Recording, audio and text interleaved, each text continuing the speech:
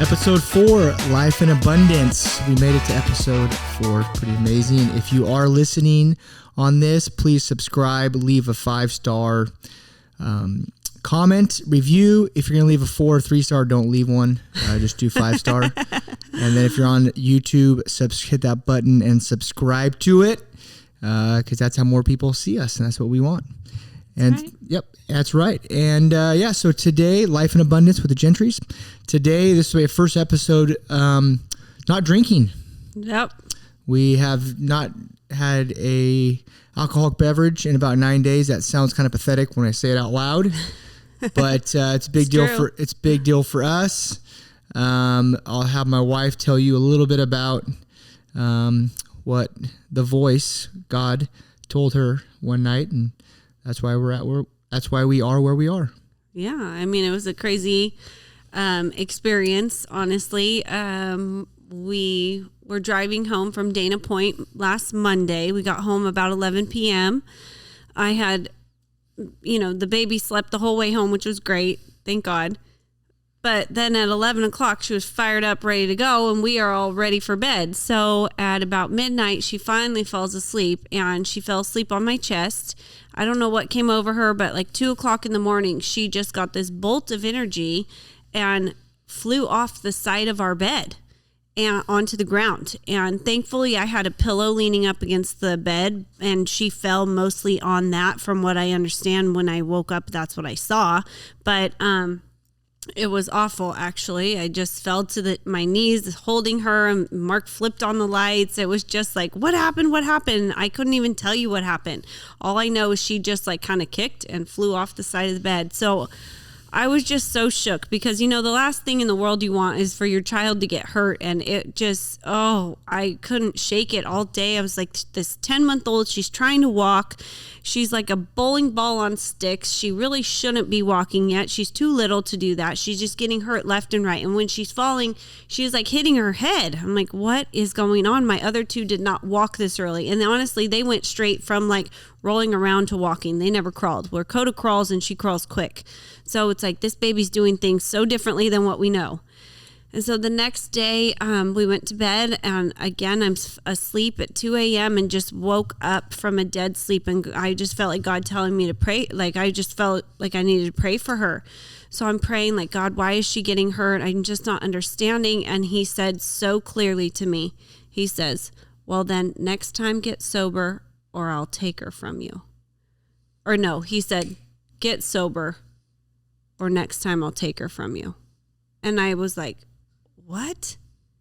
And then again, he said, you heard me.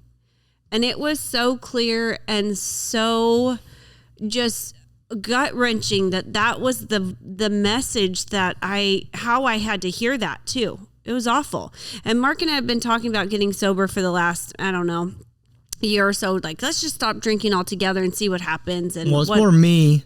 And then I'll be like 3 days in, and she'll be like, hey, you want a cocktail? I'm like, no, I'm good. She's like, come on, cocktail. And I was like, okay, whatever. Oh, don't even act like it's like that. I'm not very strong-willed when it comes to that. Oh, it is so not like that. Yeah, you're an exaggerator, but no, I'm not exaggerating. It's like, no, thank you. Well, are you going to have one? Yeah, I wasn't asking because I wasn't. I was going to have a glass of wine. And then you're just like, well, it's sure nice to have something that they drink with you. Like, I'm just sitting here by myself. And I'm like, okay, I'll do it. Yeah. So he gives into peer pressure rather easily. But anyways, so we just found that it became such a regular habit. And I can't even say like it's good or bad. It just was something we were doing so frequently. You don't even realize you get into this habit that could actually lead to something not good, And I don't want to set that example for my kids either. And so it was something that I get home from work, and it's like I couldn't wait to sit down and have a glass of wine and tell Mark about my day. And before you know it, it's like, oh, somebody else pops in and you have a second glass. And I just didn't want it to become such an easy thing for us to do. And so I get it, socializing, drinking, all the things. We did all that. And I'm not even saying that that's a bad thing. For myself, it was very clear to me in that moment at night that God said, get sober or next time I'll take her from you. That message I heard loud and clear. And whether it was like you're not, in the right state of mind to make the right decision for your child, like to think that could possibly be me. I never want to go back to that place. But I just feel like so strongly that God has something great for us, and there's going to be some things that we have to act on quickly, and I want to be in the right frame of mind to do that. And the next morning when I woke up, I just was still like, I couldn't believe those were the words shared with me. And I got in the shower that day. Mark walks in, I'm getting ready for work. He's like, "Baby, okay?" And I said, "No. God told me last night I needed to stop drinking, or next time Coda fell, he'd take her from me." And Mark just immediately was like, not even question me, and he says, "All right, let's do it. I'm all in. I'll do it with you." It's like, to be that in sync, first of all, I feel like so incredibly blessed that we are unified and on the same page right now in our life with raising 3 daughters and in business together and continuing this growth path that we have, the goals and the dreams and all these things set for ourselves. I feel like to be that unified, that I don't even have to tell him why. It's just like, I'm going to do this. And he was so quick on board. Like, that felt so good. And it was ironic because I got to work that day. I'm telling my client that, first client of the day, what happened to me, because I hadn't even been able to process this with Mark. And, as I'm saying the words to her, my phone's going off. I look over, it's a text from Mark, and usually that's something about our kids, or, I need an answer to something. So I looked at it really quick, and it was weird, like for verbatim, the text said, "I just feel like God's moving in our life so quickly. We need to be in the right state of mind to make those decisions." And it was like identical to what I had just told my client, and her and I both were like, "Whoa, that's crazy." But it's not crazy. When things are aligned with God, you start to see things moving, just so quickly, and just I don't even want to say signs, but he's showing up and showing off is what I say. And I love that. So it's kind of one of those things. Once you get a new car, you realize on the street how many other people drive the same car as you. You're like, I didn't notice all these white cars before, but now everybody has a white car. I kind of felt that after that. I was just like so in tune and in line with what God was doing right in that time frame. It was like, whoa, and this is another thing that's positive reinforcement there and here. And I just felt like it was all aligning. So that night we went home and had a bottle of wine. No, I'm joking. We didn't have anything. But that's a good leadway into our podcast today about soul purpose and purpose in life. What is your purpose in life? What do you feel like you're called to do? What do you value? What kind of value do you add to people? And how you talked about a couple minutes ago about being in sync and having the same values and purpose would have never happened for us 2-3 years ago. It was I was in a different direction, going in a different direction, and you were going in, like I was going east-west, you're going north. And to have a purpose and to hear it and to see it, a lot of people like myself were in the midst of yourself, meaning like you want to do things that I wanted to do and all those things that I couldn't see my purpose and what God was calling me to do and what he wanted me to do. And so now knowing the purpose and going through things where it bends you a little bit to make you grow, and finding the purpose is something that kind of was painful in the moment, but I'm so glad that I did it. I'm so glad that we've done it and have done it together, because doing it together, we can do a lot bigger things, in my opinion. Yeah, I agree. I think a lot of people go their whole life not really knowing what they're called to do. And, it's so easy to operate in comfort. And in this class that we're taking, it was funny, a girl brought this up the other day. She says, comfort is a beautiful place, but nothing grows there. And it's so true. When you operate on, cruise control, it's so easy, and then it even seems like the problems at hand at times are easy. It's like, oh, that's not really a problem, but I know how to handle this. I've done this before. But it's as you rise to different levels, you experience different issues, different problems. And, if those aren't constantly changing and growing, I don't feel like I am, So the problems I have today in business were not what I had 10, 15 years ago. Problems we have in our marriage now are not what we had 10, 15 years ago. Talk about building liability, and that's something that we've done and done well, but it's something that also brings its own set of issues, and changes have to happen to address those issues and move forward. So I know for myself, I am fully committed in knowing what my sole purpose is. God has been very clear about my calling in my life. I think it's going to go much beyond my hair chair, my little salon, and what I do in my household is big. Raising 3 dominant women is really what I'm meant to do, but I'm also meant to do that by leading them by example. And I know for me, pouring into the lives in front of me, I'm meant to touch women's lives and change them. And I've watched these transformations happen in my salon just in front of the mirror with their hair. But you not only are seeing this outer transformation, but an inner transformation where somebody recognizes their value, their worth, what they want out of life, and that it's absolutely obtainable and possible because all of a sudden their soul has been renewed. I get to experience that daily. And that's something that is feeding my purpose, and my, soul is being fed through those things. And I feel fortunate enough in life to know what that is and really like push for more, So yeah, I think we both have jobs that create value for other people. And that's something that I lost sight of because of comfort. That's probably the biggest thing, was comfort versus creation. And for me, I was so comfortable in what I did and didn't really bend, didn't really want to grow, right? Because sometimes you got to stress to grow. And it's the same thing, right? Like people gain weight or they get out of shape. They just gain a little bit of weight. I'm not too bad. And it's 10 pounds goes by, then it's 20, then it's 30, then it's 40, then it's 50. And then they're like so kind of overwhelmed and they don't want to do it anymore. And so that's kind of where I was at with just my purpose and just being comfortable. Like, I really don't need to do anything else. I don't need to make more money. I don't need to, do anything else. And it's like comfort just killed me. And so always waking up every morning and knowing the purpose and wanting to add value to other people. And also valuing myself. That was probably the biggest thing I learned from the whole thing, was to make myself the number one asset. Yeah. If I make myself the number one asset, then I will add value to everyone else around me. Because typically people that don't pride themselves, meaning they let themselves go because, I got to make more money. So I'm gonna let my health go, or I'm going to be really fit and not be a good parent because I had, too much time. Like, when you concentrate on yourself first, all the other things fall in place and you become better in all aspects in life. If it's being a husband, a father, and or a business owner, you have to put yourself first and do things for yourself. And I think you're learning that too as we get going on this, because Bree had a really hard time with putting herself first for a long period of time. Majority of it was because of me, because I was kind of a dickhead for a long time. I'll just be honest. For about 3 or 4 years.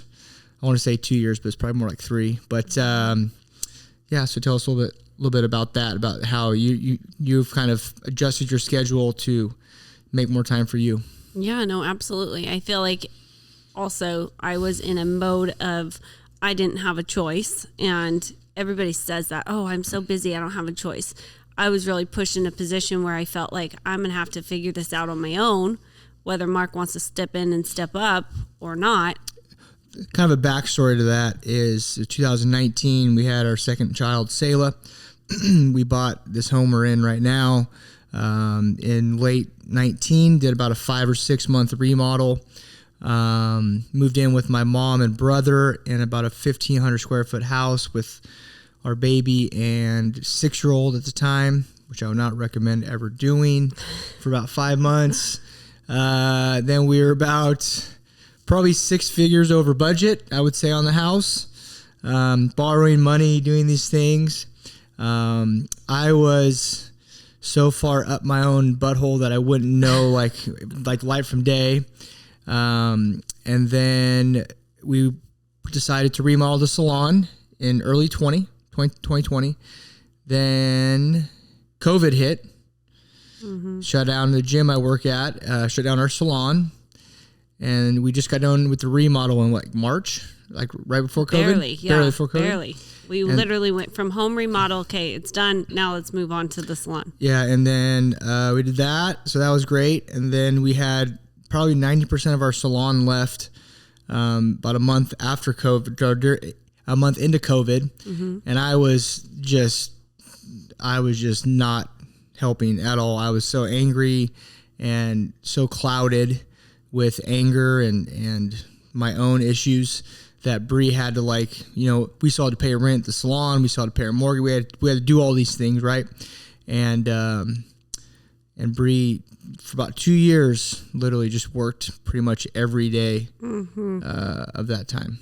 So that's a little backstory. So I was kind of pathetic back then. Well, I became very... But I still had good hair, but so that's kind of... Yes, I guess, whatever. Bad joke. I became very resentful in that time frame of being pushed into a place to do something I never was asked if I wanted to do.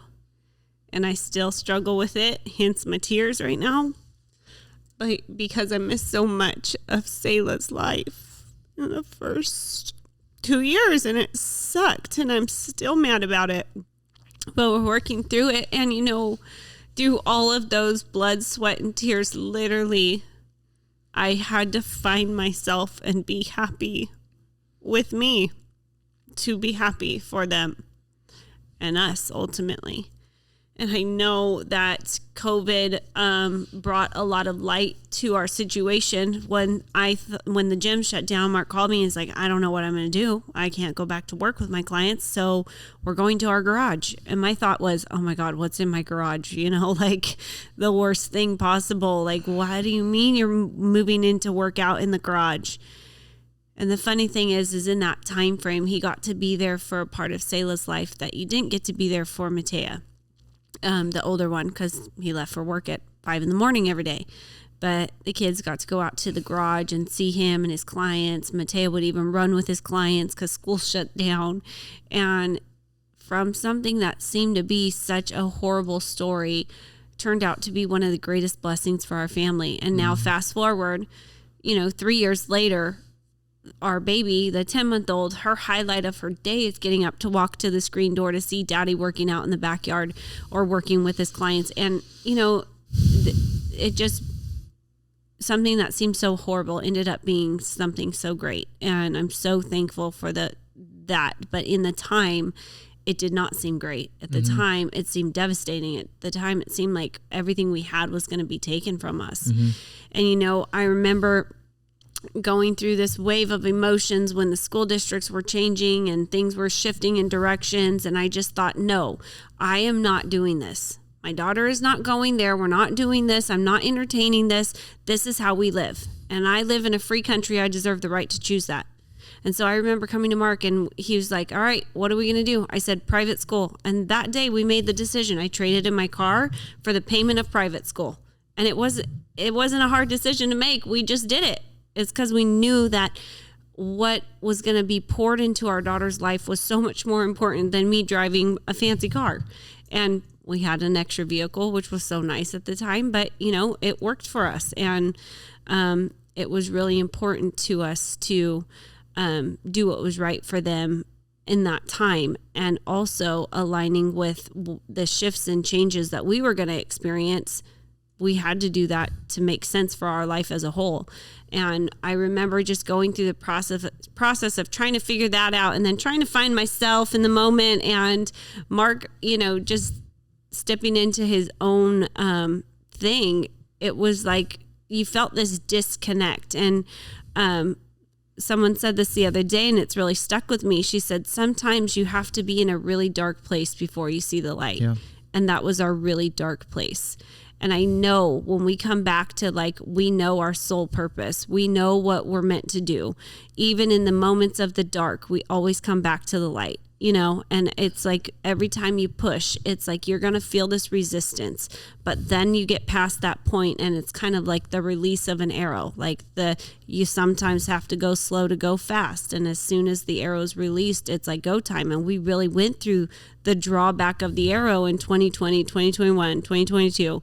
But 2023, it's like, okay, God, our head's on straight.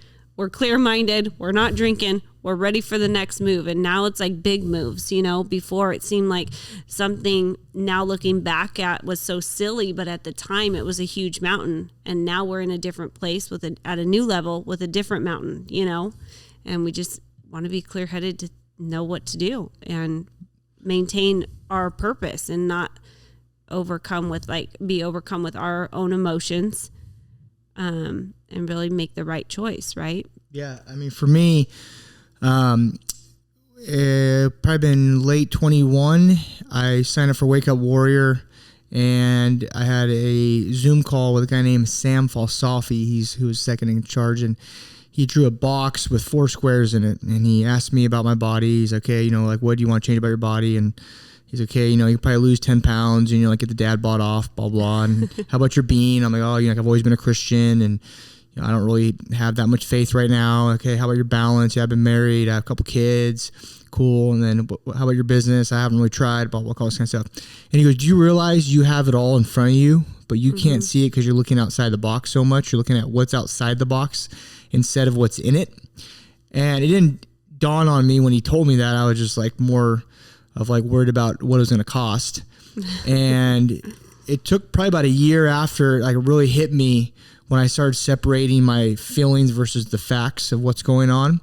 I'm very much a feel person, meaning I run off my feelings.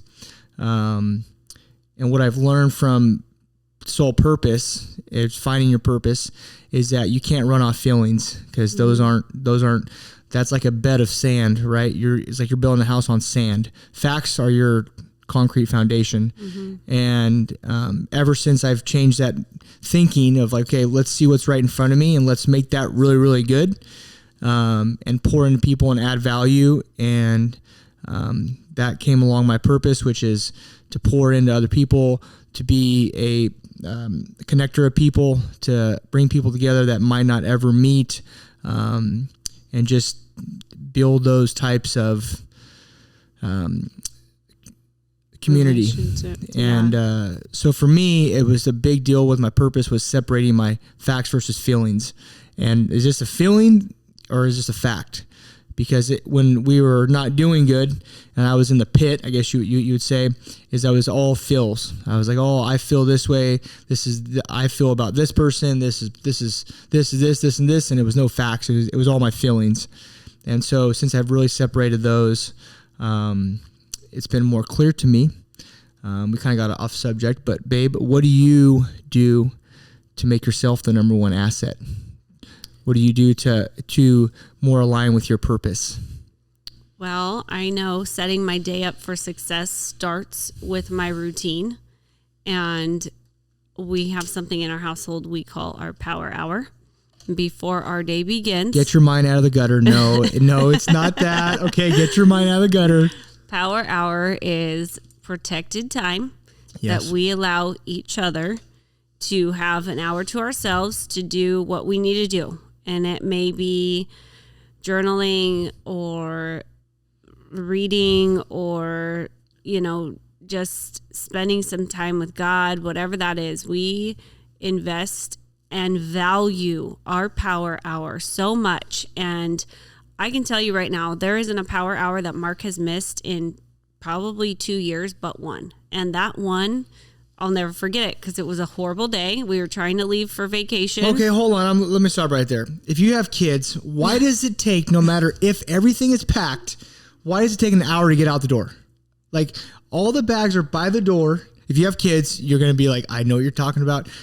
We have all the bags packed. We're going to leave at 5 a.m.? Yes, it was early. Up at 3:30. Okay. It literally takes 2 hours to get out of the house. And I'm like, what in the F is going on here? Like, why can't we figure it out? Well, that morning, in your defense, Coda woke up like her morning, I don't even know, snuggle time at 3 a.m. And then she realized, oh, well, Dad's got the lights on, so I'm going to just stay up. Yeah. So then the 4-year-old was up, and then the 9-year-old comes crawling in. Yeah. It's like, what are all you people doing awake while we're supposed to be packing the car? And then it's like trying to do that and juggle 3 other humans that are not participating. But definitely did not help. Throw a 5-star on there and then comment if it takes you an hour to get outside the door fully packed. And do you always argue leaving for vacation and then packing to go back home? Like, there's always an argument with Bree and I, or I'm pissed at the kids, or they're mad at me. Or, of course, they need something that he's already packed. Yeah. Oh, I need that. Oh, that's, of course, in the bottom bag that I can't get to.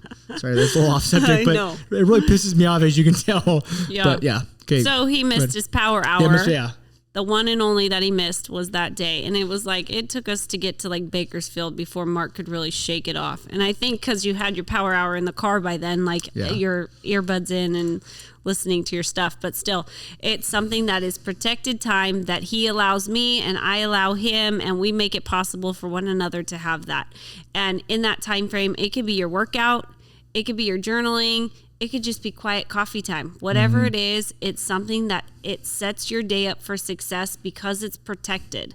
And that sounds so silly. It's like, why does he have to protect you from your kids? Because every mom knows that you start to do something and somebody needs something. And then before you know it, what you needed to do, even if it's like eat lunch, never happens because you're tending to everybody else. So having that protected time really helps me set my day up for success and focus. I write out a list of everything I need to get done that day, goals that I have for that day, goals I have for the week, for the month, for the year, for my life. And that really gives me something to look forward to.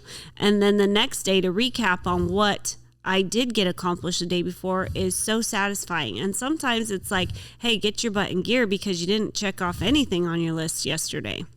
So for me, that really helps me to stay grounded and focused. And there's a lot of my schedule that is not repetitive. It is not consistent. You know, in the salon, it seems like it's a revolving door, but scenarios and things like that are always changing and are different. So I never wake up to Groundhog Day. But the one thing that I do have that's consistent is my routine and my power hour. So whatever happens in my day, I'm ready and solid to pivot at any moment if I need to. But that's something that really helps me. And then also just being in tune with God. I just started this about 2 months ago, just really sitting and quiet. And I know it sounds stupid, but I get off work and I love the way my car feels when it's hot. And I sit in my car, I just turn it on and just have 5 minutes of quiet before I even drive home, because it's like rush all day, and I'm coming home to pour into the most important people in my life, and a lot of times I feel like I have nothing left. It just helps me to regroup, be still, be quiet, and just hear from God. And I really do enjoy that time, and it's protected time again, you know? So that helps me to stay grounded and reminds me daily of who I am and what I'm doing this all for, you know, because it's easy to get distracted by all noise that's happening all around us. Yeah. But when you come back to that core foundation, it's easy then, I feel like, to make the next step knowing where you're going, you know? Yeah, that's good. I was going to say one thing that's super powerful for me was at one point, like I had all these goals written out, all these dreams, but I didn't look at where I was. And it was really hard for me to think of how am I going to get to from point A to point B when I don't even know where point A is, you know? And I had to really focus on, okay, what do I have? Writing out the facts. What do I have to work with? How am I going to get there? Connecting the dots. This looks like that, you know, and it made it a lot easier. These goals and dreams and things that I wanted for my life are actually not all that far away once I set a foundation of where I am and realize what it takes to get there. Yeah. So yeah, for me, that my power hour is so important. And doing this in this class with a group of women or a few other people. And that's something that we've just, it's sacred. Yeah. I don't want anyone to touch it because it really helps me so much. And my family too. They need me to have power hour. Yeah. No, I think being still is one of the biggest lost art that we don't do anymore because of social media or phones or TVs. Everything needs to be instant, right? We need to respond, now. And for me, sitting in the morning time, this is something that I do every morning, is get up and I'll send 5 or 6 text messages out to buddies and clients of just things to do, like small wins throughout the day to find your purpose. Like I used to think, oh, my purpose has to be something really big, but doing the things daily, like the little things, like I know it sounds so stupid, but get up at the same time, journal, meditate, brush your teeth, eat breakfast, sweat every day 20 minutes, like those little things make you feel better, and then you're more clear-minded. You hear God, you hear the voice telling you things, and you could pivot faster. When you're up and you're scrolling through Instagram, having coffee, like just like not really having any purpose for your morning, you tend not to have that mindset. Yeah. And I think for me, I was always like, well, how do I find my purpose? Like, I don't know my purpose. Like, is it because I'm a trainer? Is it because I'm a dad? Like, what's my purpose? And I was raised in church, and no one ever like talked about your purpose. There's like, you need to go like love God. And I'm like, okay, cool. Like, I love Jesus, I think. I don't know, and you do all these things. And one thing that I learned from the class we do is that they gave you a script that you had to send out to like 20 people in a text message. And it was like, what is Mark good at? What is Mark, like, why is he your friend? What do you value in Mark? And all these, like, there's like probably 5 or 6 questions. And it was amazing to send it out to 20 people. And it was, you had to send them out to family, clients, friends, like people that you kind of know but don't really know, those kind of things. And it was amazing to get the feedback because it was all kind of the same. And it got more clear. You're like, oh my gosh, like maybe my purpose is like people and like connecting people. And it's not wrong like what you think your purpose is. Like if you feel called to do that and that's what you add value to other people's lives, I feel like that's where I got it wrong. I was like, oh, my purpose in life is to be a trainer. Well, no, your purpose in life is to add value to people, and when you add more value, then more money comes with that, more clients come with that, and bigger things come with that. But that's if you don't waver. Yeah. And so for me, the biggest thing was like, where do I find my purpose? And the easiest way to do that is like ask around, like ask your friends, ask your mom and dad, ask people that know you from work. Just like not to be like, hey, I'm not trying to like brag on myself, but like I'm kind of lost. Because honestly, 99% of people are all thinking the same thing you are. I had this one guy tell me, every man will lay his head down on the pillow one time in his life, no matter how rich he is, how poor he is, or happy, whatever it might be, but he will lay his head down on his pillow one time at least in his life and want to know where he's going. And that was one of the most powerful things anyone could tell me, because you get nervous to talk to people and all these kind of things, but at the end of the day, we're all the same. We all want to know like what this life is all about.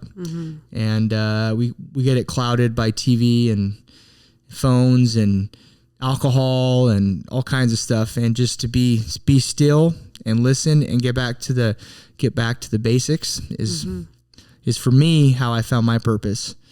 And Bree's always kind of known her purpose, I feel like. Wouldn't you say? Oh yeah. But I feel like I have a very strong relationship with God, and I know that it comes from that. I have very clear confidence in who I am in Christ, and I'm not trying to preach to anybody. I really do have a relationship with God. We talk all the time. I talk to him about you, actually. And, I just feel like I'm not feeling these things in my soul to be moved to do one thing or another just from my own self-will. There's a lot of things that I feel like I'm called to do that I don't want to do. Yeah. I know that there's an urge there to do them, not because of my own self-will, but because that's the voice. And I have to act. And it was very clear to me in that moment when he told me to stop drinking or he'd take Coda from me. It's like, there's no better leverage in the world than your own child's life. He had to use that. If it was like, oh, or you'll break your arm and not be able to work ever again. All right, I might play with fire, but that one, not going to touch that. That's the one thing I've learned is that voice in your head. I've told it to like go fly a kite a lot of times, meaning like, oh, hey, probably shouldn't have that extra cocktail. Nah, I'm good. Hey, you probably shouldn't look at that online. Nah, I'm good. You probably shouldn't say that. Nah, I'm good. And it's amazing, that voice, God, whatever you think it is, like if you listen to it, you're most likely going to be okay. But it's amazing how much the world like makes you think that it's weird or makes you think that you're not normal or whatever it might be. And so what are a couple things would you say like that, like that little voice in your head, I would say like just listen to it, right? What are a couple things like to leave the audience with that they can take on a daily basis, like you're doing, to find their purpose and be more grounded? I would definitely say take 5 minutes to meditate. It sounds silly. people use the word meditate, I think, for like, it's very broad, but for me, it's just 5 minutes in my car. It's warm, it's quiet, I feel good there. And, I just kind of be still. And sometimes my eyes are open, sometimes they're not. I'm just sitting in my car. And it just really is a moment for me to regroup, feel your heartbeat. How many times do you really lay and do that or sit and do that? Feel your heartbeat. Like, that's one more beat God gave you that wasn't promised. And, I like to take deep breaths and I'm fully aware of what I'm feeling, what's around me. Even like the heaviness of your body. It sounds silly, but I sometimes just want to be aware of that. I don't know. And sitting there doing that makes me feel those things. But I definitely think that helps to ground me and prepares me for whatever is next to come, and then journaling, writing through my thoughts, putting them somewhere, because otherwise I feel like this is like so true for you. You're a bottler. You hold it all in, or you used to. Hold it in. It's like, a Coke bottle, just shaking. And I think our pastor used this in a sermon reference one time, that all of a sudden it explodes. It's not like a slow, let out or whatever, but it's an explosion. And when you write out your thoughts and you get some of these emotions out there on paper, you can look at them and realize, man, these are all my feelings, and none of those were facts. Yep. And then all of a sudden you start processing things differently because you're looking at it from a completely different state of mind. And we've had to learn all these things from this class. We don't have all the answers, but I can tell you what has worked in my life. Yeah. And this man sitting here in front of me is a walking testimony of that, because he was on his way out a long time ago. But here we are, It's good. Yep. So, we're going to sign off here. Remember, subscribe, like on YouTube, on any podcast, comment, 5-star review. If it's anything less than that, do not put a review. I don't care. Signing off until the next episode of Life in Abundance with the Gentrys. Thank you for tuning in. Good night.